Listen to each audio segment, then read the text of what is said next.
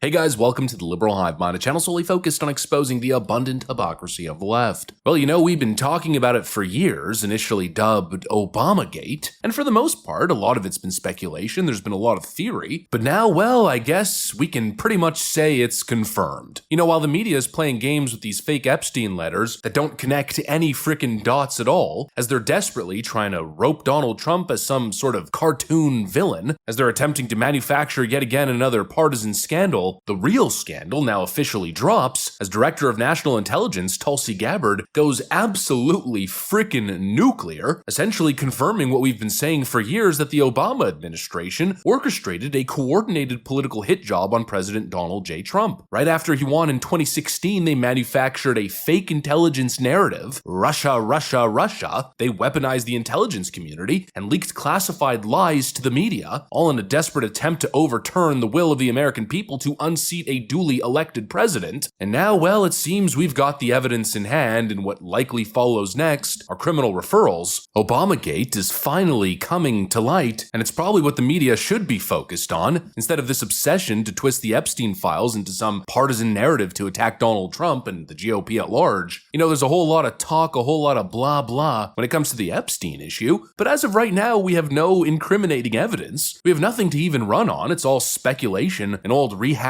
news, but this is what a real scandal looks like. Things are about to get real interesting. Let me show you guys what's going on. We got some stuff to get into, so let's roll the tape. Alright folks, so the official statement from Tulsi Gabbard is crystal clear. Tulsi reveals that there's overwhelming evidence that Barack Obama, along with his top cabinet officials, knowingly used falsified and politicized intelligence to target Trump. It seems after their devastating 2016 loss, the endgame was simple: reverse the outcome of the 2016 election. Before Donald Trump even took office, the intel community had already agreed that Russia lacked the intent or capability to hack or alter the outcome of the election, despite all the talks of Russian interference and these claims that Vladimir Putin and the Kremlin put Donald Trump in the office during the 2016 election. I mean, if you're going to let Russia get away with what they did and are still doing, according to Christopher Wray, the current FBI director, who said that last week, they're in our election systems.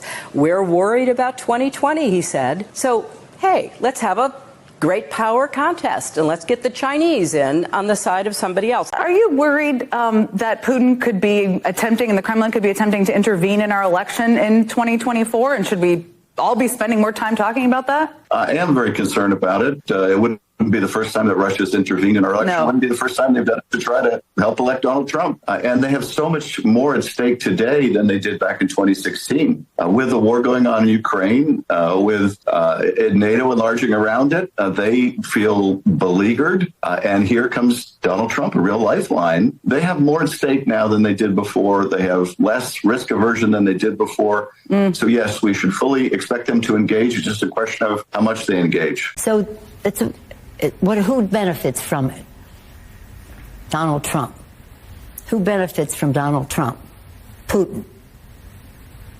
There's, in my view, a connection there. I mean, they told us this on a daily basis, non-stop, from morning till night across all the leftist networks, and all of this was predicated on supposed intelligence. But now on August 31st, 2016, a DHS official told DNI Clapper, quote, "There is no threat. The thrust of the analysis is that there is no indication of Russia intent to directly manipulate the actual vote count."